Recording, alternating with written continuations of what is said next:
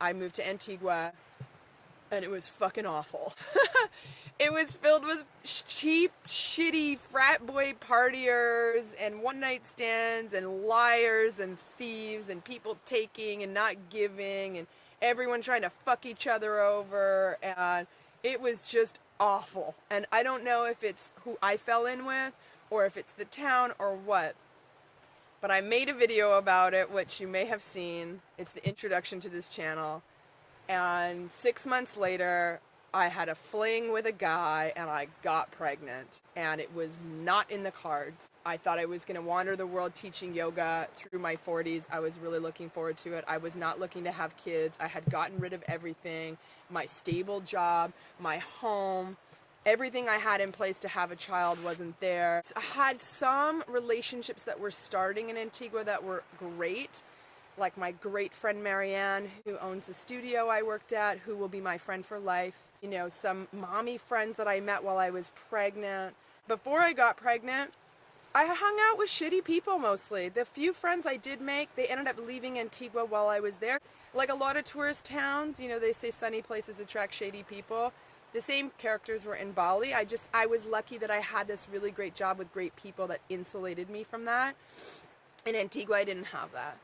I spent the next 6 months really terrified and fucked up there. A lot of things beyond the scope of this channel led me to leaving at 7 months pregnant. I just didn't have the support that I needed, and it's not Antigua's fault. It's on me. And I left and went to San Cristobal de las Casas. That's where I had Luna, because I could do it by myself there confidently, independently, and without any problems. There's cultural differences between me and Latin America, which exist in Mexico, but not on the level they are in Guatemala. So when I left Guatemala, I thought I would never move back there. I had a lot of hard times there before and after getting pregnant, but my friend convinced me to come and take a look at it through different eyes as a parent. I went down when Luna was 2 months old to the lake. I had a great time.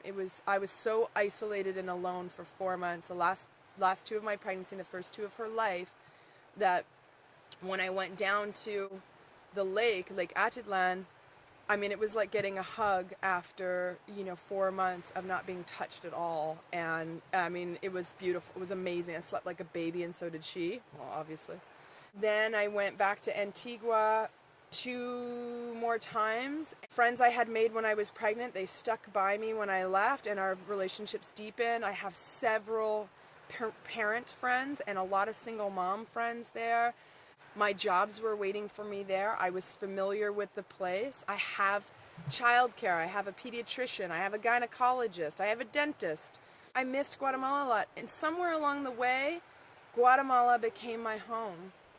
And I don't know if it's forever, but I know, just like when I went to Ometepe, when Slayer died, I know that Antigua, Guatemala is where I need to be right now.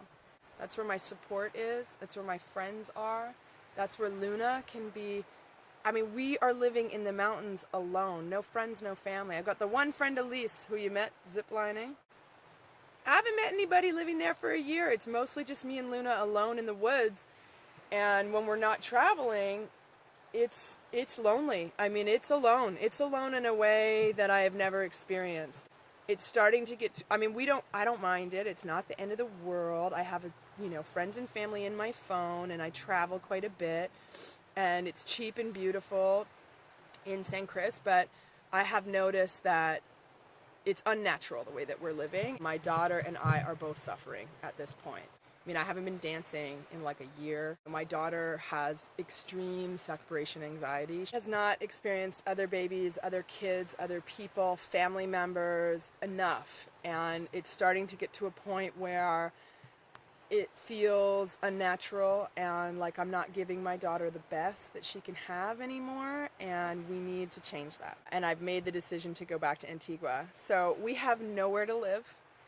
I'm flying from Newfoundland here on the end of the month. I got 5 days to pack up my house in Mexico and move my shit down to Guatemala. And since I moved 7 months pregnant over that border by foot, I know how hard it is to move back. And I'm going to try it out for a month or 2 months. It was a rough place to live before socially.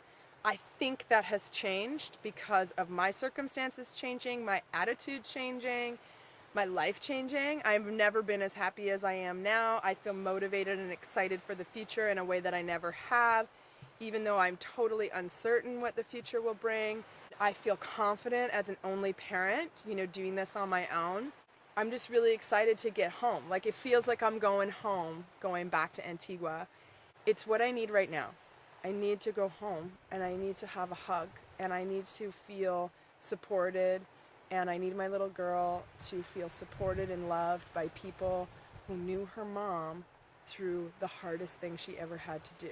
Stay tuned to this channel because I'm going to walk you through step by step how to move to a foreign country as an expat, which is a white immigrant, basically. How you get childcare, how you figure out housing, how are we gonna do it? Like, it's 3 times as expensive as Mexico where I've been living, and I'm a single mom. I'm still breastfeeding. Like, ain't nobody working 60, 70 hours a week here to scrape by, okay? I left that shit behind in Toronto years ago. I'm gonna have to get creative. But hey, I'm up for the adventure, If you like this video, like it. If you have comments, dude, I want to hear the comments on this one. If you want to share it, share it. Yeah, keep in touch. This is going to be a regular feature here on Full Power Yoga, Anna and Luna's vlogs.